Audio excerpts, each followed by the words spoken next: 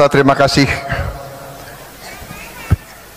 Walaupun kita pernah berbeda, tapi saya yakin di dalam hati beliau merah putih, beliau Pancasila, beliau cinta Indonesia, beliau berjuang.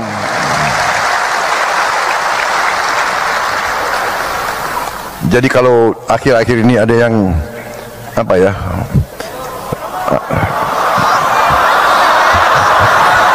omon-omon nggak enak lagi, gitu. Udah nggak boleh. Sekarang nggak boleh, tidak boleh nyindir-nyindir lagi. Jangan ada yang nyebut-nyebut angka 11 ya, jangan. Nggak boleh. Sudah.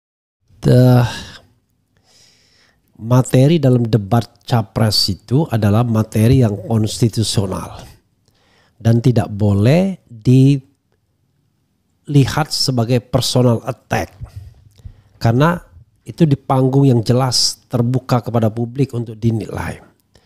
Tapi Presiden-elect Prabowo Subianto selalu mengulangi kata-kata 11 itu. And then the question is why? Apakah demikian dia sakit hatinya dengan angka 11 tersebut? Yang sebenarnya ya penilaiannya separuhnya main-main. Kan dibilang berapa nilainya? 11. Kan sebenarnya itu kan spontan nakalnya Anies aja, artinya otaknya yang lagi mau istilahnya mau gojek itu, kalau orang Jawa itu bilang mau bercanda. Kan nilai itu kan kalau enggak 1, 2, 3, 4, 5, 6, 7, 10 ya kan, the top one. Lalu kemudian dia mengungkapkan angka 11, tapi dia bilang 11 dari 100 untuk menegaskan bahwa dia tidak memberikan nilai lebih. Dan itu menurut saya wajar saja. Tapi rupanya kalau kita lihat agaknya bagi Prabowo Subianto berkesan betul kritik tersebut, sehingga dia mengulang-ulang terus soal hal ini ya. Dan menurut saya ngeri-ngeri sedap juga. Artinya Presiden satu ini pendendam juga ya. Padahal banyak orang yang mengatakan Presiden terpilih ini orangnya tidak pendendam. Terbukti Wiranto dia rangkul, kemudian Agung Gumelar dia rangkul, padahal mereka lah orang-orang yang terlibat dalam pemecatan dirinya. Semua dirangkul, SBY dirangkul. Dan Ganjar pun memperkarakan misalnya tragedi 98, penculikan dan lain sebagainya dengan keras ya. Tapi kelihatan betul ya, Ganjar tidak mengucapkannya dengan ya seperti sesuatu yang bukan di dalam dirinya betul ya, karena ini materi yang untuk seperti dia sedang melakukan stand up comedy, mencari materi yang punch. Jadi pukulannya di situ. Padahal itu harusnya akan lebih membuat marah Prabowo. Masa dinilai 11 lebih marah dinilai sebagai pelanggar hak asasi manusia atau melakukan penculikan dan lain sebagainya. Ini agak menarik. Tapi setelah saya pikir-pikir, ya because yang mengatakan itu adalah Anies Baswedan. Seandainya yang mengatakan itu orang lain, barangkali tidak seperti itu. Satu. Yang kedua, itu sesuatu yang sifatnya current, yang dia sendiri belum siap menerimanya. Kalau soal penculikan, soal pelanggaran HAM dan lain sebagainya, dia bisa mengatakan sesuatu yang berulang setiap pilpres. Nanti tahun 2029 muncul lagi isu itu. Tapi kalau dinilai 11 dari 100, tentu dia merasa sebagai seorang profesional, seorang yang berpangkat legend, pensiun dan sekarang sudah dianugerahi jenderal oleh Jokowi, merasa kok bisa dinilai 11 dari 100 untuk bidang yang mestinya dia betul-betul kuasai. Tapi enggak juga kalau kita lihat debat. Hampir semua debat itu dimenangkan Anies Baswedan dalam angka statistik yang dikeluarkan oleh berbagai organisasi termasuk Kompas misalnya, Litbang Kompas. Jadi kalau kita mau jujur ya, perdebatan itu selalu dimenangkan oleh Anies Baswedan dan Prabowo Subianto selalu kalah dalam perdebatan capres tersebut. tapi tiba-tiba masyarakat lebih banyak yang memilih dia. This is the question. Why? Apakah masyarakat kita tidak cukup cerdas, tidak mau menghargai orang cerdas, ataukah ada soal lain? Apakah karena ini faktornya gentong babi? Apakah faktornya Jokowi? Apakah faktor yang lain? Jadi teringat juga kata-kata Roy Suryo yang mengatakan bahwa dalang kejahatan Pilpres itu adalah manusia berinisial M, kan begitu. Jadi saudara sekalian, coba kita bacakan ya 11 dari 10 ini ya. Oke. 11 dari 100 ya. Kalau dari 11 dari 10 kan nggak mungkin lebih menghina lagi, karena angkanya sudah terjun bebas berarti. Balik lagi jadi 1 akhirnya. Oke, kita lihat ya. Angka 11 dan kekecewaan Prabowo, benarkah Anies Baswedan minta maaf ya? Oke. Tribunnews.com Jakarta, untuk kesekian kalinya Presiden terpilih Prabowo Subianto kembali mengungkit angka 11. Ketua Umum Partai Gerindra itu mengungkit lagi angka 11 saat berpidato dalam Rapimnas Gerindra di Indonesia Arena Gelora Bung Karno Jakarta Sabtu ya 31 Agustus. Jadi kalau akhir ini ada yang omon-omon nggak enak lagi, udah nggak boleh. Sekarang tidak boleh nyindir-nyindir lagi. Jangan ada yang nyebut-nyebut angka 11. Jangan. Nggak boleh, ujar Prabowo. Prabowo memberikan contoh sindiran angka 11 yang pernah diterima saat debat Capres awal tahun lalu di Pilpres 2024. Saat itu Anies Baswedan memberikan nilai Kementerian Pertahanan yang dipimpin Prabowo memiliki nilai di angka 11 dari 100. Ternyata bukan kali ini saja Prabowo mengungkit angka 11. Jadi saya nggak ada masalah diberi nilai 11, nggak apa-apa. Sungguh saya nggak apa-apa karena rakyat saya beri nilai saya 58,58%. Ucapnya pada bulan Maret 2024 lalu. Prabowo juga mengungkit angka 11. Kalau 58,58% itu juga nggak hebat-hebat amat juga walaupun menang. Kalau angka 58,58% itu angkanya kurang dari 6 berarti kan. Oke, ya lumayan lah ya daripada 11 ya. Kalau 11 itu kan kecil sekali angkanya ya. Kalau kita bicara tentang sebuah ini sudah gagal total, tapi 5,8. Jadi kalau kita kasih penilaian itu ya, kalau indeks persepsi korupsi dari 0 sampai 25 itu sangat korup. 25 ke atas sampai 50 itu korup. 50 ke atas sampai 75 bersih. Jadi lumayan lah ya. Jadi kalau pakai indeks persepsi korupsi lumayan, angka 58,58 itu angka yang baik ya. Tapi kalau nilai kuliah, nilai mata pelajaran nggak bagus. Oke, kita teruskan ya. Kemudian Prabowo memberikan contoh sindiran angka 11 yang pernah diterima saat debat Capres awal tahun di 2024. Saat penutupan Kongres ke-6 PAN di Hotel Kempinski Jakarta Pusat, Prabowo juga mengungkit angka 11 ya. 58,5. Jadi saya nggak ada masalah diberi nilai 11, nggak apa-apa. Sungguh saya nggak apa-apa karena rakyat saya beri nilai saya 58,58%, ucapnya. Saya tadinya agak sedikit shock walau saya dapat nilai 11 dari 100. Tetapi sekarang saya terima kasih dengan rival-rival saya kemarin itu, katanya dalam acara buka puasa bersama di kantor DPP PAN Warung Buncit. Mengingat lagi penjelasan Anies, angka 11 untuk Prabowo muncul saat debat calon presiden Minggu 7 Januari 2023 malam. Calon presiden nomor urut 1 Anies Baswedan mengungkapkan alasannya memberikan nilai rendah 11 atas kinerja Menteri Pertahanan Prabowo Subianto kala itu. Anies menyebut nilai kinerja Kemenhan di bawah Prabowo sangat rendah. Hal itu dia ucapkan setelah didesak calon presiden nomor urut 3 Ganjar Pranowo untuk memberikan penilaian konkret atas kinerja Menhan. Mas Anies nggak usah takut ya. Apalagi nih, Mas Anies nggak usah takut. Oke, sebentar. Mas Anies nggak usah takut, disebut saja angkanya berapa gitu loh. Kayak saya gitu loh, jangan di bawah 5. Sebut saja berapa, tanya Ganjar.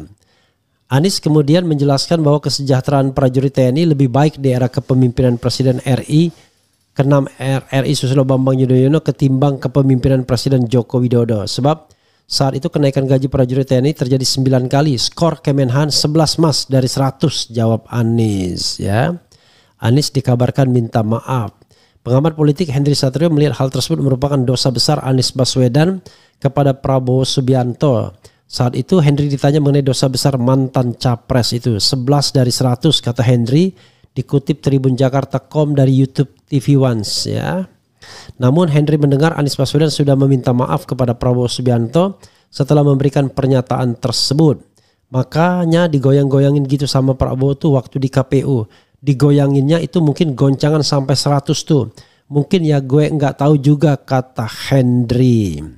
Henry menilai pernyataan yang dilontarkan Anies Baswedan itu dianggap parah. Ia menduga Anies Baswedan bermaksud mencarikan suasana saat debat Pilpres. Namun kata Henry, Anies lupa bahwa dirinya adalah akademisi dan bukanlah seorang komika. Tapi menurut gua itu salah satu yang parah sih. 11 dari 100 gua juga waktu dengarnya. Wah, masalah nih orang itu, orang gitu asli. Gua sih ngerti ya maksudnya, mungkin maksudnya Mas Anies tuh dia mau ngelucu gitu, mau ngelawak, mau mencarikan suasana gitu kan. Tapi dia lupa dia bukan komika gitu, dia akademisi gitu. Ternyata jelek sambungnya.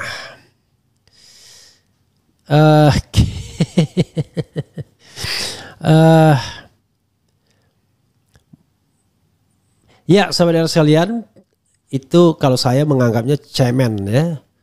Jadi kalau Anda melihatnya dari sisi Anies Baswedan, cemen ya, menurut saya. Masa dilihatnya dari sisi Anies Baswedan? Harusnya dari sisi pemenang dong. Pemenang itu biasanya bisa mentertawai dan memaafkan segalanya.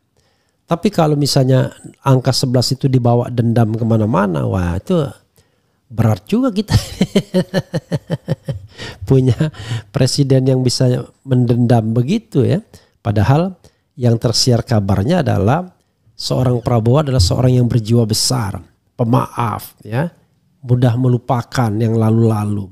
Dia datangi semua jenderal yang memecat dia terlibat dalam tanda kutip ya, permufakatan untuk memecat dia. Dia datangi SBY, dia datangi Wiranto, bahkan Wiranto hadir pula di acara di PAN ya, acara di Gerindra, dan dia sebut Wiranto walaupun terakhir dia katakan panglima saya. Jadi to some extent ya, Prabowo menunjukkan dia berjiwa besar, terutama dengan senior-seniornya di TNI ya. Dia hormati SBY, dia hormati Agung Gumelar, dia hormati Wiranto dan lain sebagainya. Tapi terhadap sipil yang bernama Anies Baswedan yang tidak pernah melukainya dalam tanda kutip ya. Pengertian melukainya itu adalah memecatnya misalnya ya, dan lain sebagainya.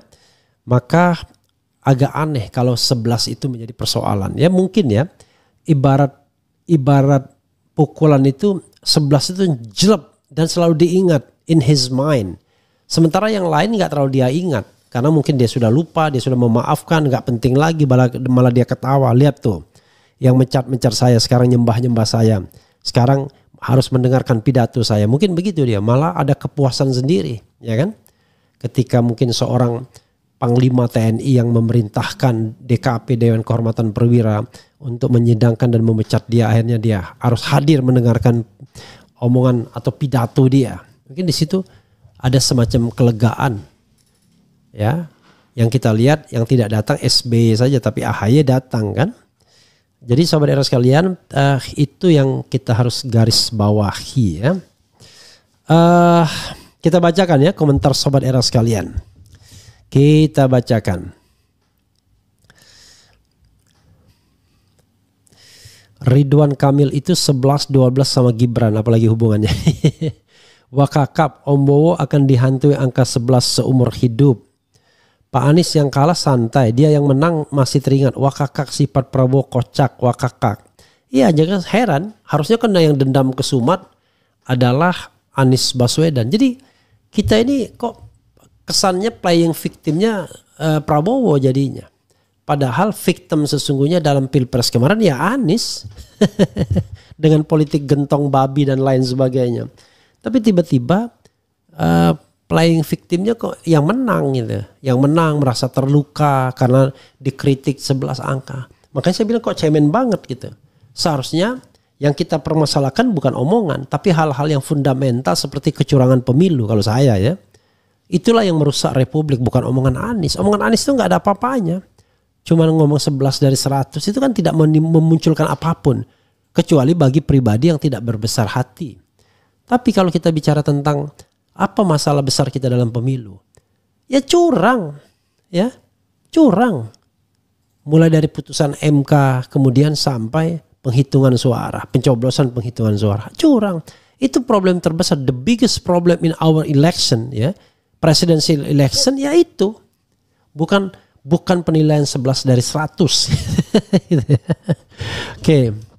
Panas. Otak kecil dengan hati kecil juga. Wowo hanya menang di... Oke. Gimana tanggapannya tentang para profesor yang suka podcast? Sekarang ini coba Anda sebutkan siapa yang tidak podcast ya. Semua orang podcast, bayangkan. Loh Prabowo Subianto aja podcast. Yang dia tercatat 2 kali podcast di Deddy Corbuzier ya kan. Bahkan podcast ketika menjelang pemilihan ya kan, pada saat Minggu Tenang. Jadi dia saja podcast. Kenapa lalu ada masalah apa dengan orang podcast ya? Oke. Bayangin presiden terpilih terngiang-ngiang sendiri angka 11 akan menghiasi dia sendiri selama 5 tahun. Bahwa cuma Jenderal KW bukan seperti Jenderal Soeharto dan Jenderal Sudirman, nggak juga bisa kita menilainya ya. Dia akan dinilai ketika dia menjabat. Apakah dia seorang jenderal besar, berjiwa besar, atau jenderal kecil berjiwa kerdil. Nah itu kita akan lihat ya. Kalau sekarang masih omon-omon, semuanya masih omon-omon karena dia belum primus inter pares, belum orang nomor 1. Nah sekarang ketika dia menjadi presiden kita akan lihat ya apakah dia cuma omon-omon juga. Kemudian memang orang anti kritik, dilihat saja nanti saat dia memimpin. Nah marilah kita sama-sama melihat sambil mendoakan mudah-mudahan negara ini diberikan pemimpin yang baik, yang amanah ya. Ketika saya mendoakan itu di podcastnya Deddy Corbuzier, ada yang protes ke saya. Padahal saya hanya ingin mencairkan suasana, mendinginkan suasana agar tidak terkesan saya mengkritik karena nggak suka. Saya nggak ada urusan, terus terang saja. Maksud saya tidak ada masalah. Yang saya tidak suka adalah